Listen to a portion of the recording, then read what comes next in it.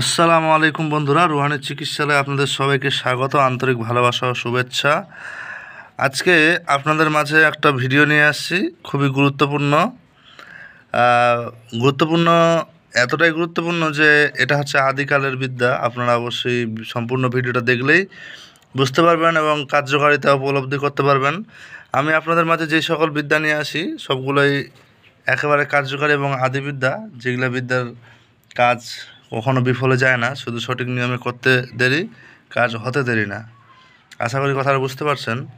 তো যেই বিষয়টা নিয়ে আসছি, আমি যেই কিছু দেই, কোনো কিছু যেটা আমার মানে লুকানোর, সেটা আমি বলে দিই যে হ্যাঁ এটা আমি নিয়মটা এটা বাকি রাখলাম, আর যেটা আমার সম্পূর্ণ দেওয়ার সেটা আমি দিয়ে দেই যে আপনারা যাতে কাজ করে খেতে পারেন। তো বিষয় হচ্ছে কি, যে এই যে আজকে যে বিষয়টা নিয়ে আসছি এটা হচ্ছে পশু রোগের ঝাড়ন।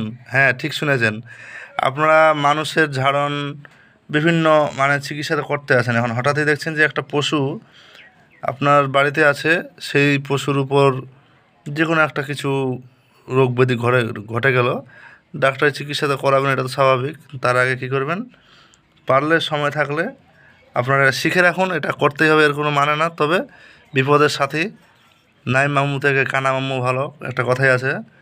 তো এটা যে কাজ করে না এমন না, এটা 100% কাজ করে, তবে শরীরের যেটা সমস্যা ক্ষতি হয় বা ক্ষত হয় সেটা ডাক্তারের দ্বারাই ঠিক করতে হয়। কিন্তু সমস্যা থেকে মুক্তি পাওয়ার জন্য এটা কাজ করলে আপনারা 100% রেজাল্ট পাবেন, এটা অনিবার্য। এটা আসলে পশু রোগের ঝাড়ন। এখন হতে পারে ছাগল, হতে পারে গরু, হতে পারে মহিষ, হতে পারে ঘোড়া, হতে পারে চতুষ্পদ প্রাণী, কথা বুঝতে পারছেন? চতুষ্পদ প্রাণীর ঝাড়ন এটা। এটার নিয়মাবলী এবং সব কিছু আপনাদের মাঝে আমি বলতেছি, আপনারা ভিডিওর সঙ্গে থাকুন। বেশি ভিডিও লম্বা করব না, অল্প সময়ের মধ্যে আপনাদের মাঝে আমি এটা মানে মোকাম্মল করে দেব। তো চলুন শুরু করা যাক ভিডিওটা, আর কথা বলছি না। তো যারা চ্যানেলটিতে নতুন তারা অবশ্যই সাবস্ক্রাইব করে পাশে থাকবেন, আর যারা সাবস্ক্রাইব করে রেখেছেন তাদেরকে জানাই অসংখ্য ধন্যবাদ। তো চলুন বন্ধুরা শুরু করি। আমার ভিডিওতে কোনো এডিটিং পাবেন না আপনারা, সরাসরি যা দিই একদম ক্লিয়ার, হাতে লিখে দিই খাতা কলমে। আর আপনারা আশা করি দেখে বুঝতে পারছেন। আর ভিডিওটা দেওয়ার পর যদি আপনাদের কোনো বুঝতে সমস্যা হয়, আপনারা আমাকে পার্সোনালি হোয়াটসঅ্যাপে মেসেজ করে আমাকে জানতে পারেন। তাহলে মনে করেন আমি আপনাদের বিষয়টা বোঝানোর চেষ্টা করব। আচ্ছা, এই যেটা আমি আগে মন্ত্রটা পড়ে শোনাই, তারপরে নিয়মাবলী বলছি।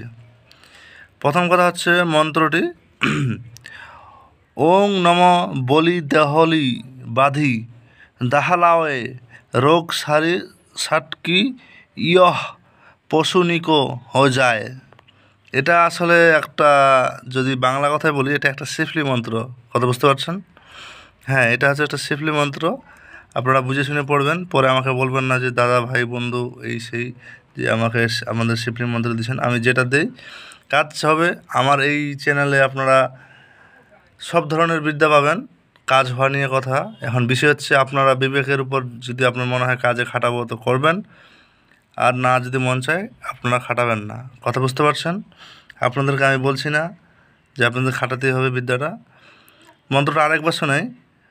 ওং নম বলি দেহলি বাধি দাহলায়ে, কথা বুঝতে পারেন, দাহ লাওয়ে রোগ সারি সাটকি ইয়াহ পশুনিকো হো যায়।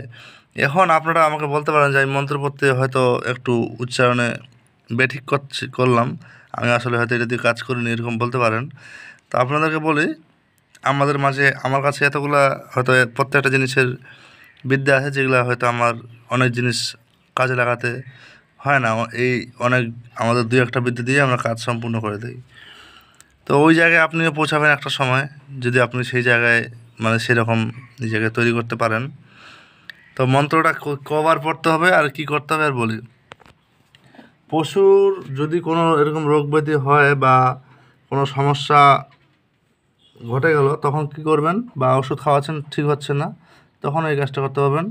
এই যে দেখেন, বাঁশের কঞ্চি নেবেন, কথা কিন্তু ক্লিয়ার, ঠিক আছে? বাঁশের কঞ্চি। আচ্ছা, আমি মুখ দিয়ে বলছি, আমার লেখা দেখতে হবে না আপনাদের।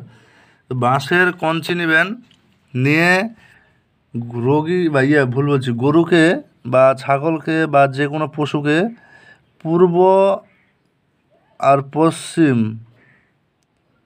পূর্ব পশ্চিম দিক করে দাঁড় করাবেন, কথা বুঝতে পারছেন? পূর্ব পশ্চিম দিক করে দাঁড় করাবেন। দাঁড় করিয়ে মাথা থেকে নিয়ে পিছনের লেজ পর্যন্ত ওই কমচি দিয়ে ঝাড়ে নামাবেন। এখন কথা হচ্ছে যে কয়বার পড়বেন, আমি বলে দিই 7 বার, বেশি পড়তে হবে না।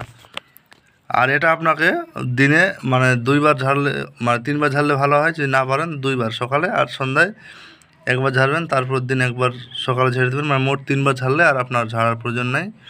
আল্লাহর রহমতে গরু বা ছাগল বা ঘোড়া মহিষ যাই থাক সুস্থ হয়ে যাবে, কথা বুঝতে পারছেন?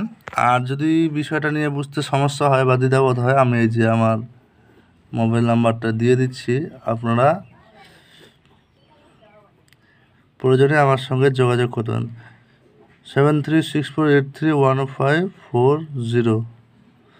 এটা দেশ এবং দেশের বাইরে থেকেও যোগাযোগ করতে পারবে হোয়াটসঅ্যাপের মাধ্যমে, কথা বুঝতে পারছেন?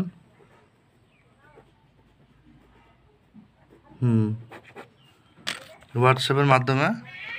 তো যাই হোক, ভালো থাকবেন সবাই। আর ভিডিওটা সম্পূর্ণ দেখার জন্য জানাই অসংখ্য ধন্যবাদ। সঙ্গে থাকুন। এরপরে আপনাদের মাঝে আমি একটা বিদ্যা নিয়ে আসবো, অগ্রিম বলে দেই। সেই বিদ্যাটা যদি আমি দেখি যে ভিডিওতে ভিউ আর সাবস্ক্রাইব যদি আমার বাড়ে, যেহেতু আমার নতুন চ্যানেল, তো আপনাদের মাঝে যে বিদ্যা নিয়ে আসবো সেটা হচ্ছে যে পশুর দেহে পোকা হয়, অনেক মানুষের দাঁতেও পোকা হয়। তো দাঁতের বিষয়টা আমি বাদ দিলাম, আমি পশুর বিষয়টাই বলবো। পশুর দেহে পোকা বের করার একদম মন্ত্র পড়বেন, সরাসরি পোকা বের হয়ে আসবে, এরকম একটা বিদ্যা আপনাদেরকে আমি দেবো পরীক্ষিত। আপনারা চাইলে কাজ করে দেখতে পারবেন। তার জন্য আমার ভিডিওতে বেশি বেশি সাবস্ক্রাইব এবং লাইক কমেন্ট করবেন, তাইলে আমি আপনাদের মাঝে নেক্সট ভিডিওতে ওই পোকা বের করার বিদ্যা নিয়ে আসবো। তো ভালো থাকবেন সবাই, আল্লাহ হাফেজ।